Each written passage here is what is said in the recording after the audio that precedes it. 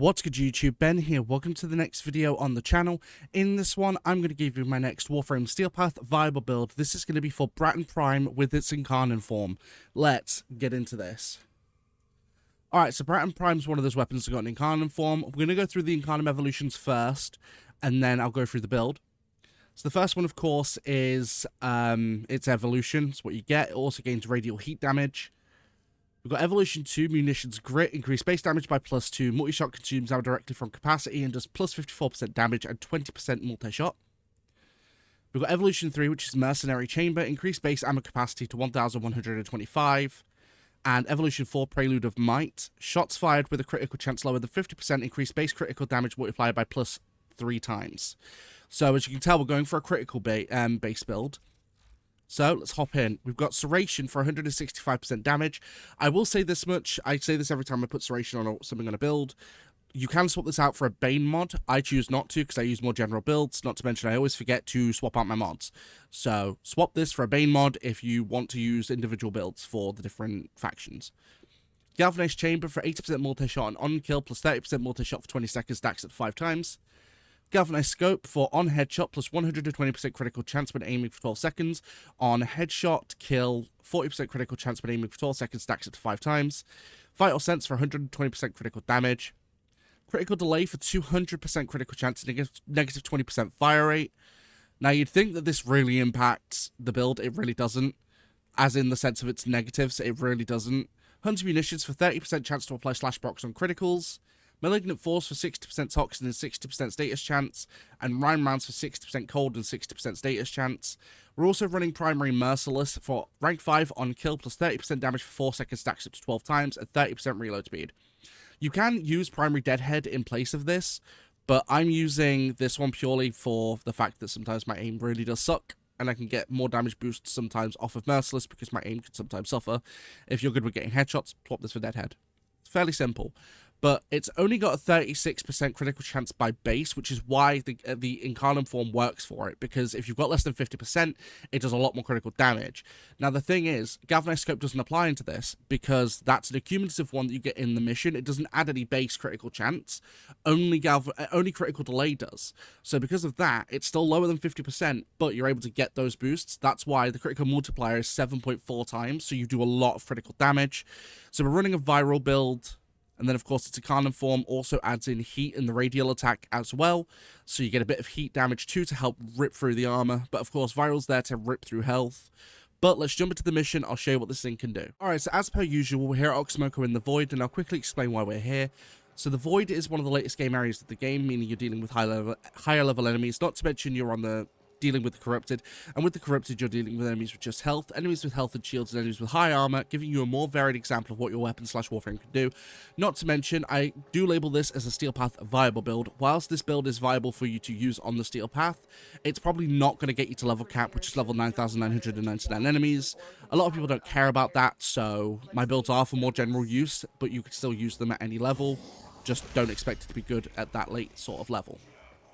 So, I've got Gloom active so that it gives me a chance to aim for headshots.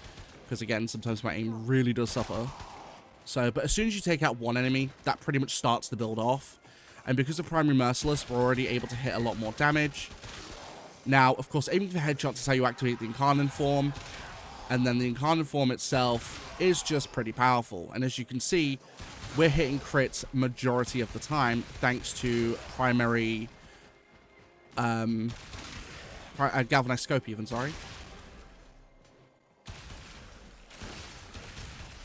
And then, of course, you're seeing that damage pop off with the viral and heat as well.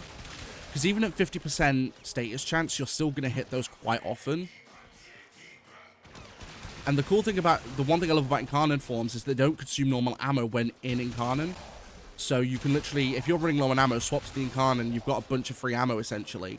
Not to mention a bunch of really strong hits as well. And like I said, you don't always have to hit headshots, because all you have to do is hit them long enough to keep the chain going.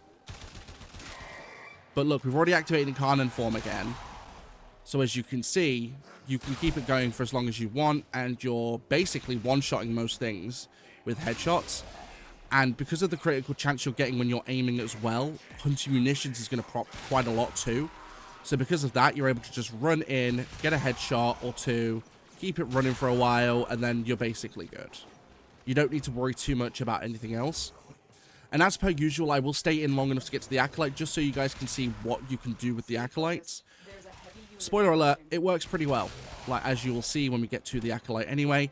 Of course, that is going to depend solely on how high your primaries are running at the time. Of course, the higher your mods are going and how higher your damage stacks are will dictate how quickly you can take out an Acolyte. And for everyone wondering, I'm not running any kind of mods, oh sorry, arcanes, not arcanes, Jesus. I'm not running any Archon shards on my Warframe that will impact this whatsoever. The ones that I'm running give me energy at the start and then give me melee damage.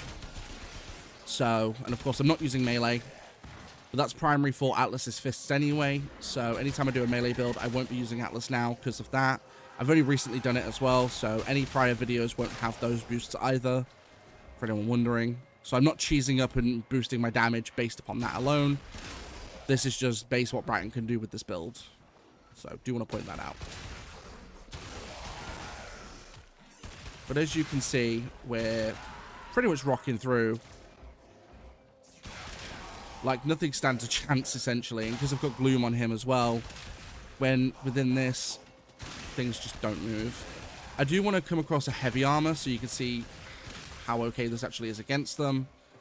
But again, that's going to be dictated by when they appear. Ah, hello. Speaking of which, an Eximus. Cool.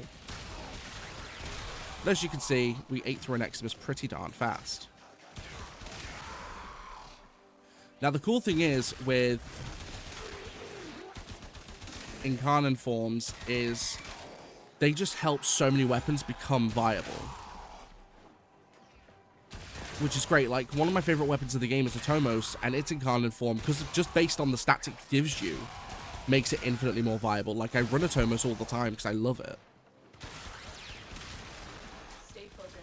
But it's just really nice that a lot of weapons just have ways of doing things now.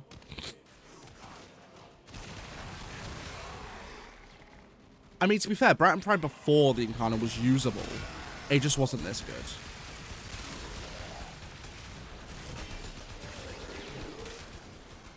There we go. There's the Acolyte. I just want to try and build up my Incarnon quickly.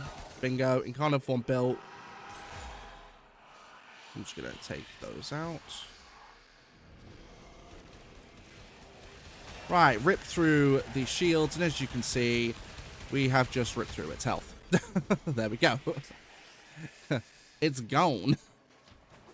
That's how easily you can rip through an Acolyte with this weapon. Pretty quick. And that wasn't even with optimal shots, by the way, or optimal boost. So, as you can see, you don't really run into any problems using this weapon. But let me know what you think about the build in the comments down below. Don't forget you can support the channel completely for free just by liking, commenting, and subscribing. It really helps with that YouTube algorithm. Don't forget you can support the channel even further by becoming a channel member from as little as 99p per month. And don't forget I do live stream. When I go live here on YouTube and over on Twitch.